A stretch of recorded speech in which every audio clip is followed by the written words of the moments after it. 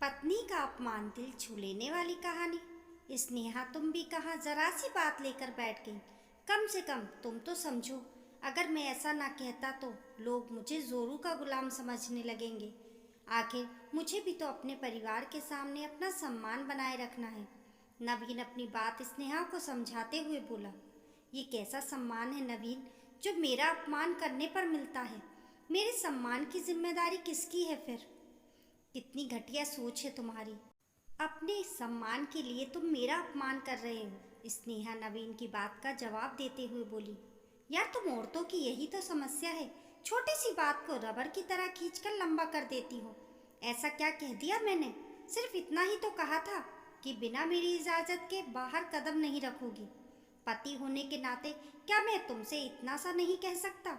नवीन अपनी बात को सही ठहराते हुए बोला, अच्छा, सिर्फ इतना ही कहा था?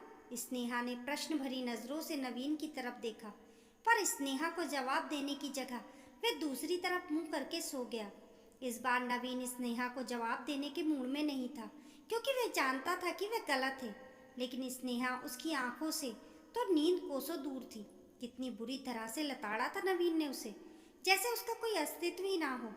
अपनी माँ और बड़े भाई के सामने अपनी टेक दिखाने के लिए किस तरह से उससे बात कर रहा था। एक पल भी नहीं लगाया बोलने में कि अगर बाहर कदम भी रखा तो तुम्हारी टांगे तोड़कर रख दूंगा। भला कोई इस तरह अपनी पत्नी से बात करता है? अब समझ में आ रहा है कि इस घर में उसकी जेठानी पलक क्यों दबी दबी सी रहती है।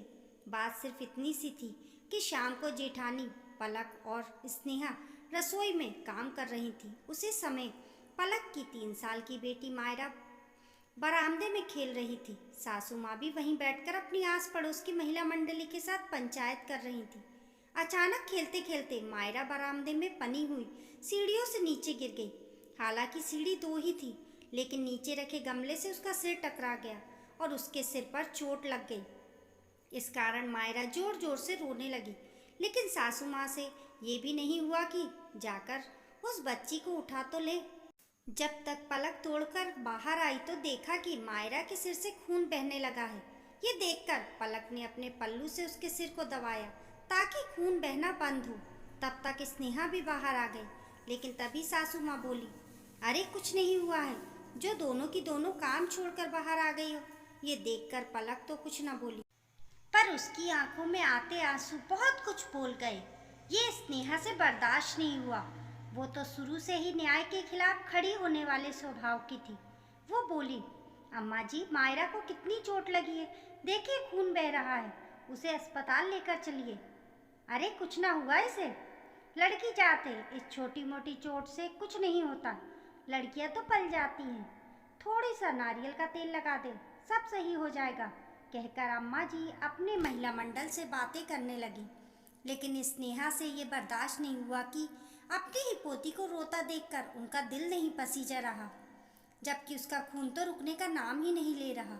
और ये सिर की चोट अलग है। वो आनन फानन में अंदर कमरे में गई, अपनी अलमारी से कुछ पैसे निकाले और बाहर आकर पलक की गोद से मायरा को ले लिया और पैदल ही नुक्कड़ की तरफ चल दी। नुक्कड़ पर पहुंचकर वहां से ऑटो कर मायरा को अस्पताल लेकर गई और उसकी मरहम पट्टी करवाई। लेकिन इधर सासू माँ गुस्से से भर चुकी थी।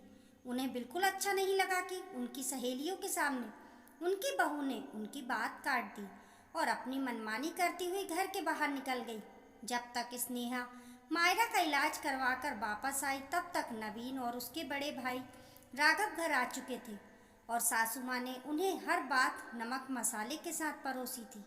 जैसे ही स्नेहा मायरा को लेकर घर में पहुंची, वैसे ही नवीन ने उस पर चिल्लाना शुरू कर दिया, तुम्हारी हिम्मत कैसे हुई अम्मा की इजाज़त के बगैर घर के बाहर जाने की? थोड़ा सा इंतज़ार नहीं कर सकती थी, जो अकेले ही घर के बाहर निकल गई?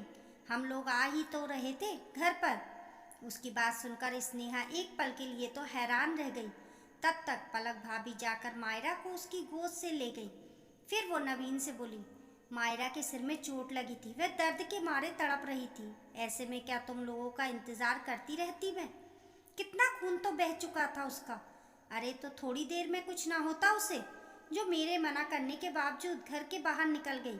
इतनी औरतों के सामने बेइज्जती कर दी मेरी। क्या सोच रही होंगी वह लोग जबकि मेरी बहू तो मेरी सुनती ही नहीं है।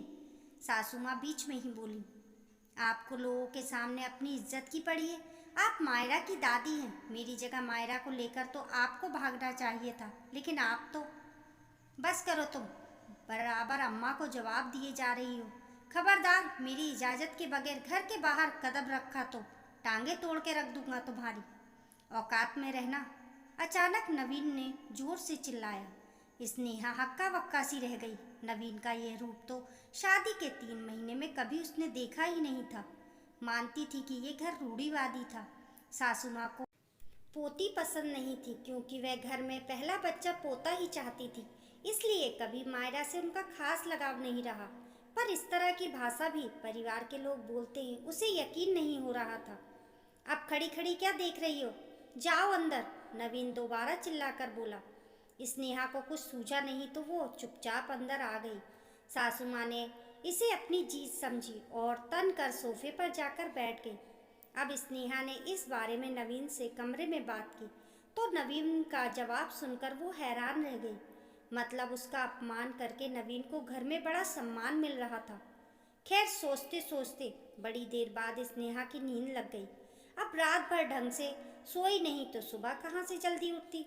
सुबह उठने में उसे देर हो गई। बस इसी बात को सासू माँ ने पकड़ लिया और जोर जोर से चिल्लाने लगी। उनकी आवाज़ सुनकर नवीन हड़बड़ा कर उठा।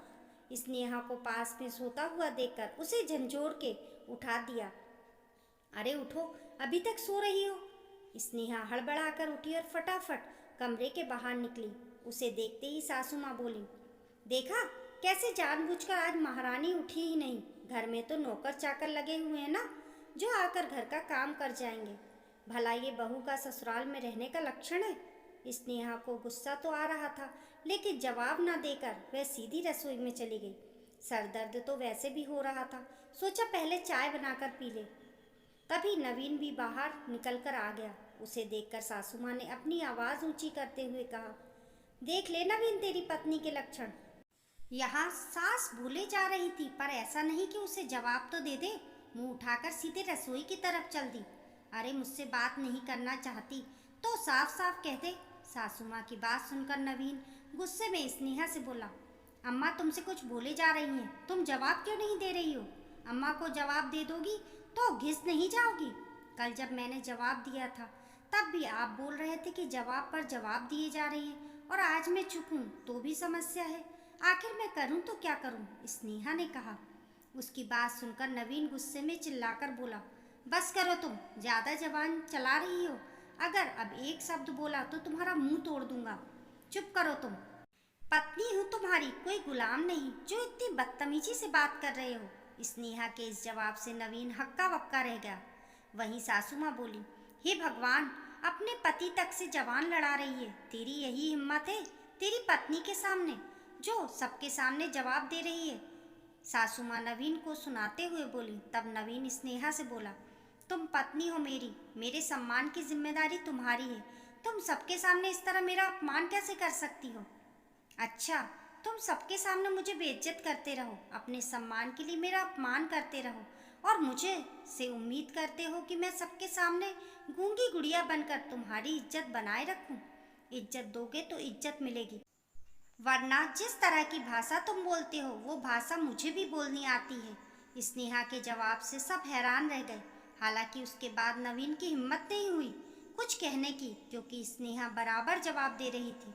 उसके बाद स्नेहा को तेज आवाज़ वाली बहू, बदतमीज बहू, कई तरह के नामों से नवाजा गया। पर क्या फ़र्क पड़ता है, कभी कभी अपनी इज्जत के लिए बेशरम तो होना ही पड़ता है। दोस्तों, आपकी स्नेहा के बारे में क्या राय है, कमेंट करके ज़रूर बताइए, और पसंद आने पर लाइक और शेयर करें। ऐसी ही अच्छी अच्छी कहानियों के लिए चैनल को सब्सक्राइब करना ना भूलें। मिलते हैं फिर एक नई कहानी के साथ, तब तक के लिए नमस्कार।